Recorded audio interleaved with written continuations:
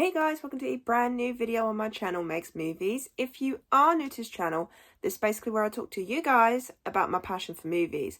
This goes from collections, hauls, reviews, and today's video, so let's get into it. Okay, and we're doing the final video of the 90s series, as if we've reached the end of it. Today was meant to be my Friday the 13th ranking, however, I did not manage to get all the films rewatched before today. So you're going to just have to wait until possibly next week to get that ranking. After that, I don't know when I'm next going to do a Friday the 13th ranking, probably when we get a new film or TV show. So yeah, so let's get into my top 10 movies of 1999, as if this is the final year. There's only one I don't own physically, so that'll be one of those that I'll have to put a poster aside for. I had to think then what I was going to say. But yes, so people might be surprised, but Man on the Moon starring Jim Carrey is not on this list. Now, the reason being is because I have only watched this film once, and this was a while ago. So I still need to give it a rewatch before I can even say if it'd make my top 10. But like I've said before in previous videos as well, there may be certain films out that year that I have not watched that you guys have that will have in your top 10 list. So bear with, I mean things like Fight Club, I still haven't seen it. I know, movie buff, and I still haven't seen it. But I will get around to it eventually. But yeah, so let's get into my top 10 of the 1990s, of the 1999's. At number 10 is Austin Powers, The Spy That Shagged Me. No, The Spy Who Shagged Me. I do enjoy the Austin Powers films. They are absolutely hilarious. First one, hit and miss for me, but the last two are really good. And so that's why I put this at number 10. Sorry, I'm getting a bit of a sore throat.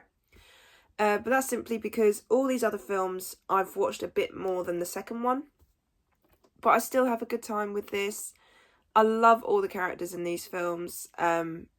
Honest to God, like, I need to give these a rewatch, to be honest, because I brought this special box set and I still haven't watched them, as in on this set. So, but no, when I was looking through the releases of that year, I was sort of tough to think of like the final two movies, because all the rest of these I love like 1000%, like there's memories attached to them.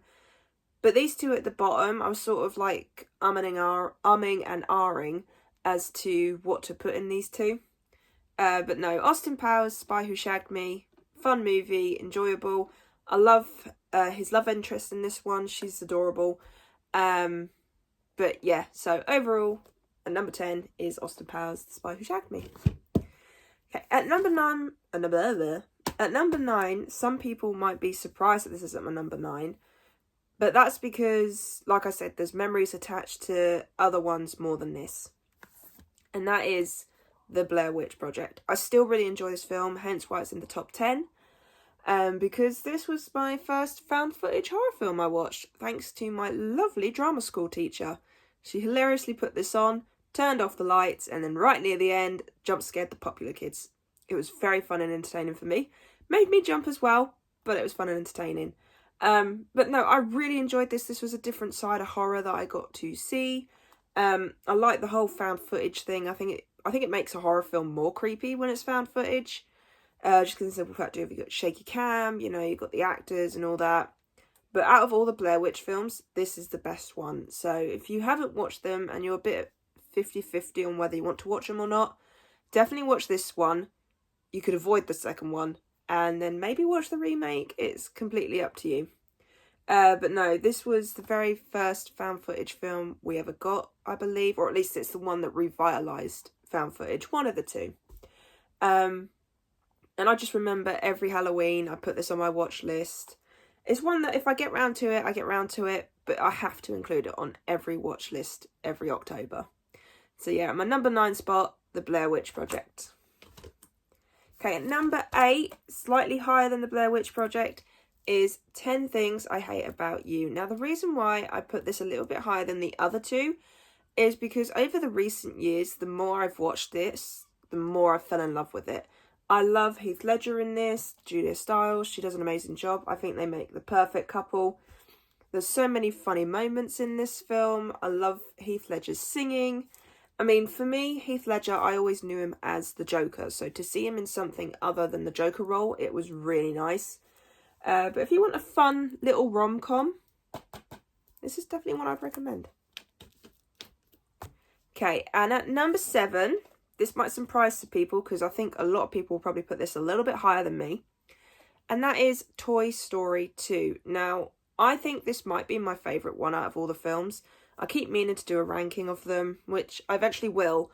But thinking about it, I think this might be my favourite. I really love Jessie. I think she's a lovely addition to the Toy Story franchise. Bullseye, such an adorable horse. I love him. But I love the emotion behind this one because it's all about Woody sort of like trying to decide whether or not he wants to stick around with Andy now that Andy is starting to grow up, you know, and it's, each film has some kind of unique storyline to it, and for me, I feel like this one and the third one has the most emotionalness to it, so hence why I had to put this higher than some of the other films because of the emotional side of things. Okay, at number 6, this is a Disney classic, I had to include this, and that is Tarzan. Of course I had to include this film. This is absolutely one of my favourite Disney movies from the 90s. In fact, I think it might even be my favourite. I love Tarzan. I think this film is both emotional, hilarious.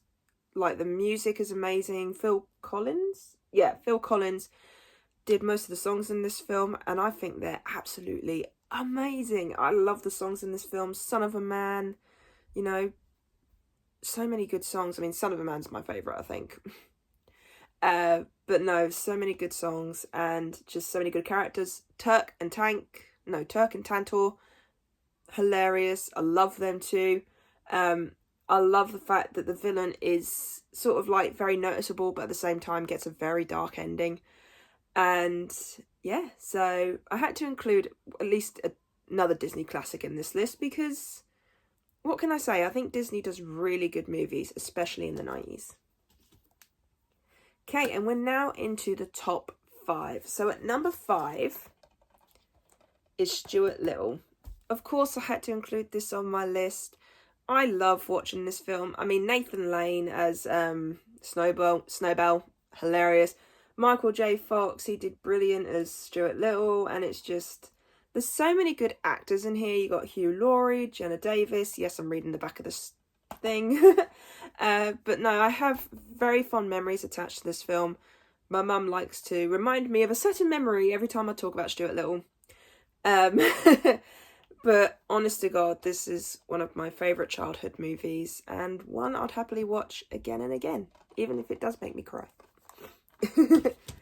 Okay, at my number 4 spot, this is the one I don't physically own yet, which I'm quite surprised about, and that is Wild Wild West. This is the one that surprised the most when I did a live stream on KB Love Movies. If you haven't subscribed to his channel, go and check him out. He's got a really good channel.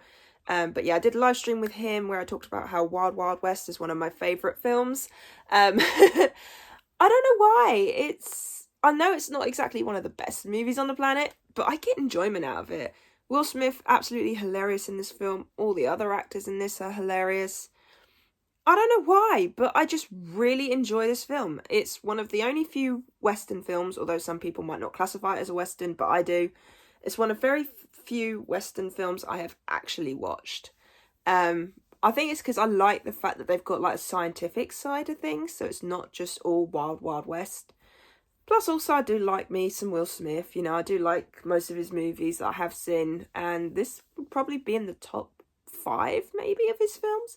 There's a lot I still haven't watched. But no, it is 100% having to be on that list. At my number 3 spot, I had to include the ScoobyDoo film. There was no way I was not going to include it.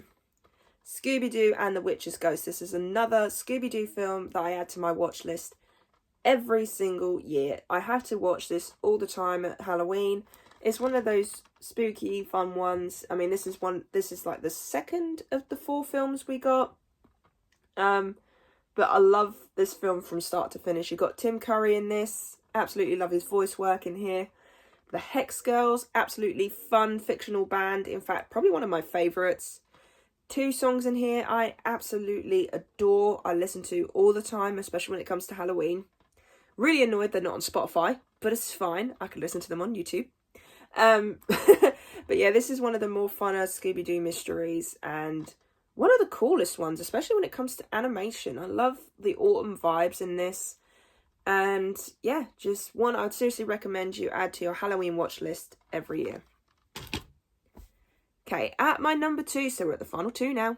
At number 2, there was no way I was not going to put this at my number 2 spot. The Green Mile. I fell in love with this film the very first time I watched this. It made me cry. It made me laugh at points. I mean, just honest to God, the acting in this is absolutely amazing. I think this is my favourite Tom Hanks film. Like, even more than Toy Story. But The Green Mile, I just get so emotional every time I watch it. It is such a good film. John Coffey is an absolutely adorable character. You feel so bad for him, and you feel bad for some of the other characters in this film. Some of them you'd quite happily see get the electric chair themselves. I think if you've seen the film, you know which ones I'm on about. But I think this is such a unique film. I believe this is a Stephen King adaptation, I believe. But honest to God, if you have not watched The Green Mile and you want to watch some serious cinema, definitely watch this.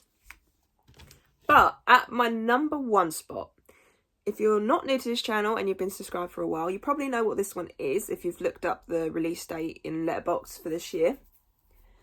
But if you're not new, then it is The Mummy. There was no way I was not going to put anything else above this. I absolutely love this film. This is the film that got me into Brendan Fraser. Hilarious. I love him. In fact, I actually remember having a crush on him when I first watched this film. But no, this is such a fun adventure film. If you have not watched The Mummy, in fact, if you've not watched all 3 of The Mummies, I seriously recommend you do, because even Tomb of the Dragon Emperor, although not as great as the first 2, and plus they did replace Evie, it's still a pretty decent film. But the first one will always have a special place in my heart. I think this was the movie that got me into Egypt as well. But I love this from start to finish. I laugh, I cry, I cringe, I look at the action scenes and think, wow, that's badass. Honestly, the acting is brilliant. I love the relationship between Rick and Evie. One of my favourite film couples, I think. Along with Jack and Rose from Titanic. I think them two, like, these 4 as a couple would be, like, my top 2. But Jonathan as well, Evie's brother, absolutely hilarious side character. Imhotep, he's a badass villain. The effects on this are absolutely amazing. I remember the first time the Mummy came onto the scene and he just creeped me out because the effects looked that good. So, yeah, there was no way I was going to put anything else at my number 1 spot. So if you have not watched The Mummy, I seriously recommend you do. This is one of Brendan Fraser's best films, I think. And, yeah, just honest to God, give this a watch. So, yeah, so that wraps up the 1999s and the 90s in general. So that's that series done. I've actually completed a series, people. What the hell? But yeah, so I really hope you enjoyed the series. Like I said, I am going to do the 2000s. I may start doing it this month, or I may wait until November. I'm not really sure. I'll see how I feel. Go with the flow. I mean, to be honest, I'm actually quite enjoying doing these lists, so I might do them sooner rather than later. Who knows? But yeah, so I really hope you enjoyed this video. If you did, then do give it a thumbs up. And if you are new to the channel, then go ahead, hit that subscribe button and also notification bell down below to be notified when I post. And leave me your comments and thoughts on the top 10 movies of 1999. What is yours? And also let me know your overall thoughts on the series. I have created a playlist with all of the videos on there, and it will include this one. So if you want to watch from the very beginning of that, then go right ahead. But yes, so I'll see you guys in my next one.